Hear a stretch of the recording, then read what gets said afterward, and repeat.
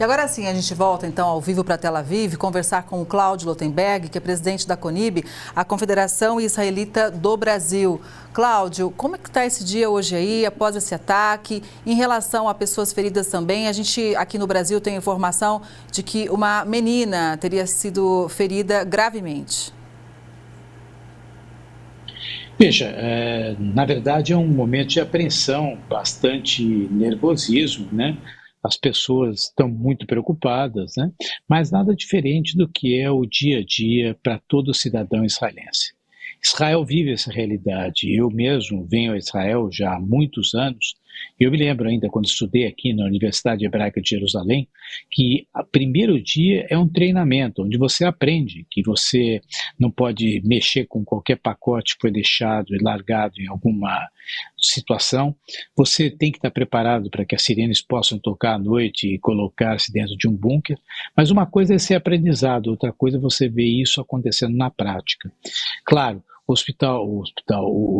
país está num estado de alerta geral, existe, na realidade, algumas medidas a mais estão sendo tomadas, as aulas foram suspensas, mas nós aqui, da missão brasileira, saímos, nos encontramos, e estivemos agora, pouco pela manhã, visitando a Praça dos Reféns, aqui em Tel Aviv, depois estivemos também com alguns membros do Knesset, que é o parlamento, quer dizer, a vida continua, as lojas estão abertas e pelo que a gente tomou conhecimento, por aquilo que a gente tem visto, tudo vai se normalizar, porque o próprio Irã, ele informa que não irá repetir o ataque, é somente uma reação em função do movimento que Israel havia feito, diferente, né? Porque Israel matou assassinos, né?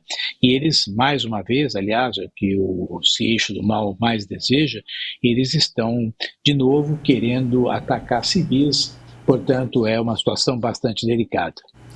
Cláudio, o ministro de Defesa de Israel concedeu hoje uma fala para a imprensa dizendo o seguinte, que Israel conseguiu realmente ter um índice muito alto de defesa, né, frente a esse ataque do Irã. Isso se deve muito ao domo de ferro, né? Sim, foi o que aconteceu. Israel tem condições de defesa, tem uma força militar muito forte, né? Evidentemente que isso são anos e anos de trabalho, você tem um exército ativo, você tem um grupo de reservistas e tecnologia. Lamentavelmente, isso não foi o suficiente quando aconteceu o episódio do dia 7 de outubro. Mas ontem o que a gente viu acontecer aqui, de fato, é o que o ministro da Defesa pôde falar publicamente. Quer dizer, o domo de ferro agiu e evitou que seria uma catástrofe. E acontece também essa reunião, obviamente, que era super previsível, um gabinete de guerra se reunir neste momento para adotar novas estratégias, né, novas medidas. E já existe, inclusive, uma cobrança por um aumento do orçamento, Cláudio. Isso é natural, quer dizer, esse assunto não vai ficar parado, né? Lamentavelmente é algo muito dinâmico, né? Mesmo porque a gente discute muito a perspectiva da guerra atual sob a lógica do Hamas, e as pessoas esquecem que o Hamas, no fundo, é uma ponta justamente do Irã, que é quem financia.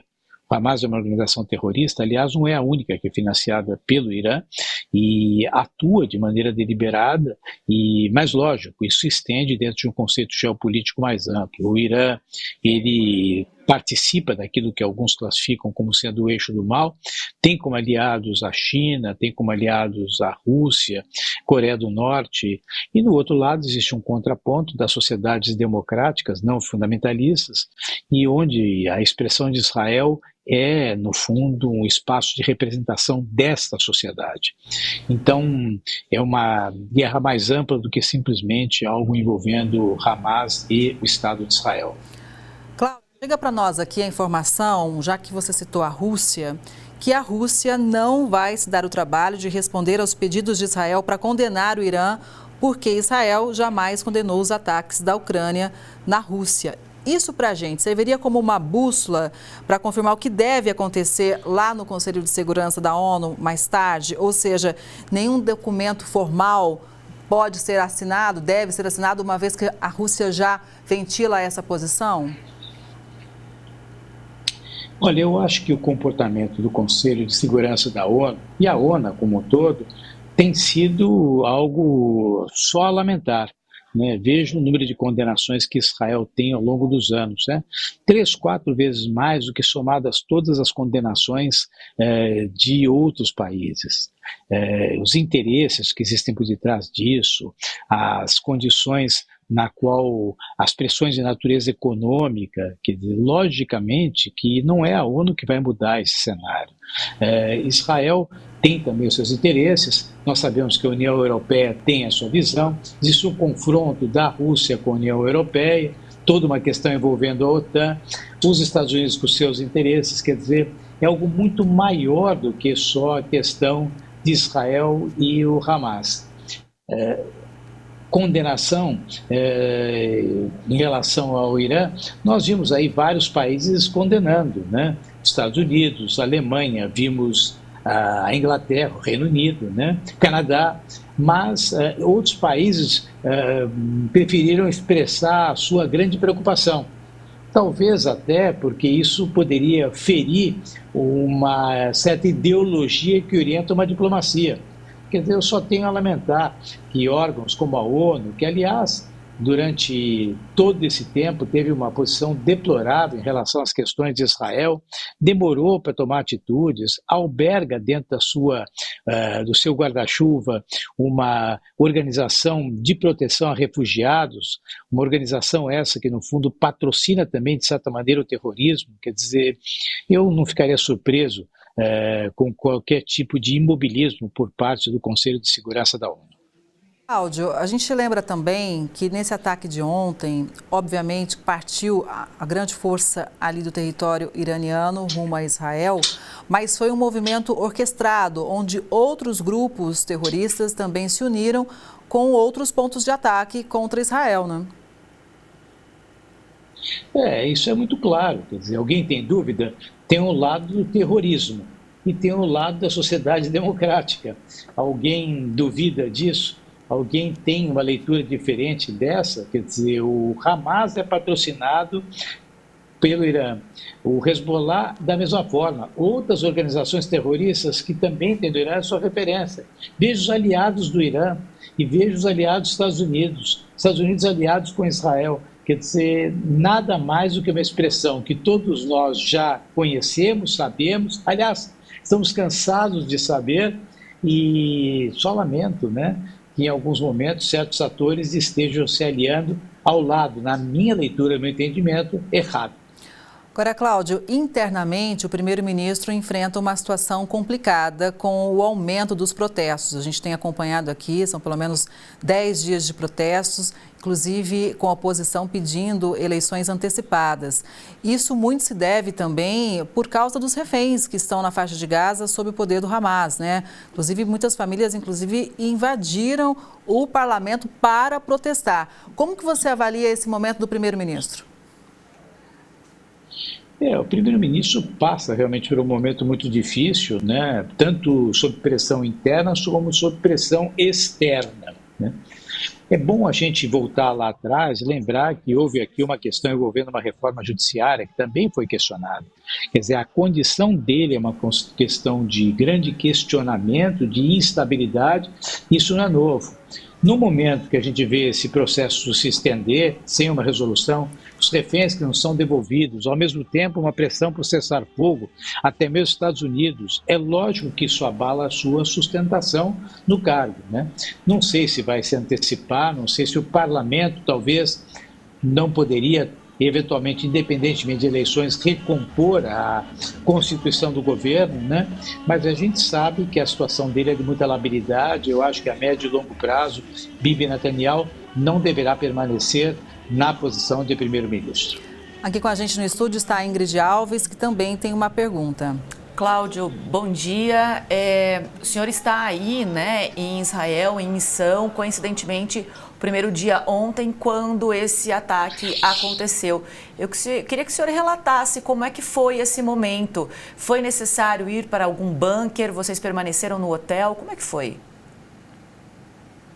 Olha, Ingrid, a gente chegou, o hotel retornou após o jantar, né, e de imediato já tinha gente no hotel orientando, né, que poderia tocar a sirene, que a gente teria que procurar um bunker, mas você nunca imagina que isso vai acontecer, né, mas de fato o que aconteceu? Todos nós estávamos cada um no seu quarto, né, e por volta das 2 da manhã ouvia-se a sirene dentro do hotel e o microfone pedindo para que as pessoas descessem para o bunker. É uma experiência muito, muito dura, né?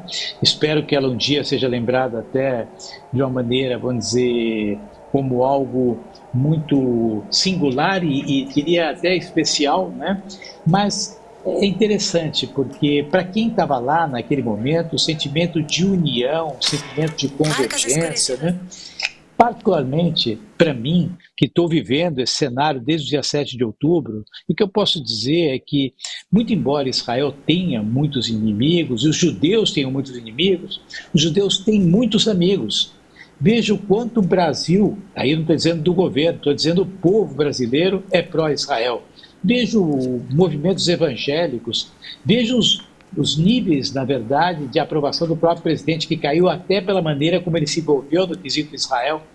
Então, eu acho que existe a sensação e a percepção, lá no fundo, de que Israel representa todos nós, representa aqueles que querem a democracia, querem a liberdade, que lutam contra a intolerância, que lutam pelo respeito e pela diversidade. Então, naquele momento eu vi um pouco de cada uma dessas coisas e eu estou aqui, estou forte, junto com a comitiva que me acompanha e muito orgulhoso por liderar, em nome da comunidade judaica brasileira, uma missão dessa importância que visa fundamentalmente fortalecer as relações entre Brasil e Israel. Era isso mesmo que eu ia te perguntar. A ação de ontem, né, o que aconteceu ontem, muda ou altera em alguma coisa a missão que vocês foram fazer em Israel neste momento? Nada muda um propósito quando se tem um propósito. Nunca se muda um propósito quando ele deriva de valores.